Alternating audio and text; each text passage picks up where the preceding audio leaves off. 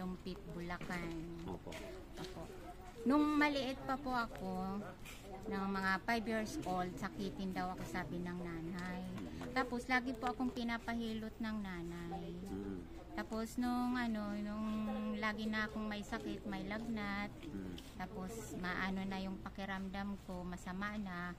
Yun, dinala na ako ng nanay sa sa ospital. Doon din sa sa ortho. Tapos sabi ng doktor nung 5 years old ako, hindi na daw maibabalik kasi lumabas na daw yung niya, yung buto.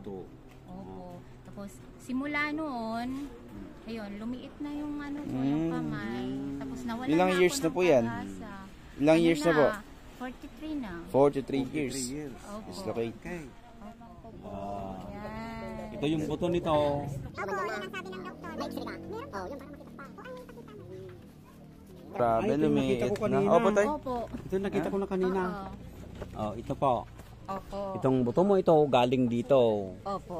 Yan, saka bumagsak. O, tingnan mo. Oh, yun po ang sabi ng bumagsak ng po doktor. talaga. Lumabas po Lumabas. siya sa butas. Tutulak ko lang yung buto ito. Maramdaman mo yung pagtulak sa buto. Oh, yun na.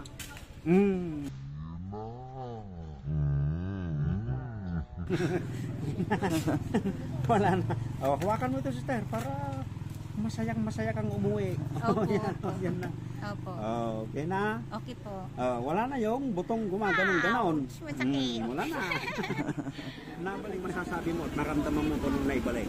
Oh, nagpapasalamat po ko sa Panginoong Hesus at kay Tatay Narciso na maibabalik po niya sa gabay po ng Panginoon ang aking kamay na bumalik po sa normal. Okay, salamat po sa tiwala po ninyo. Mabuhay po kayo dyan po sa Kalumpit, Kalumpit. Bulacan. Bulacan. Mabuhay po kayo, mabuhay.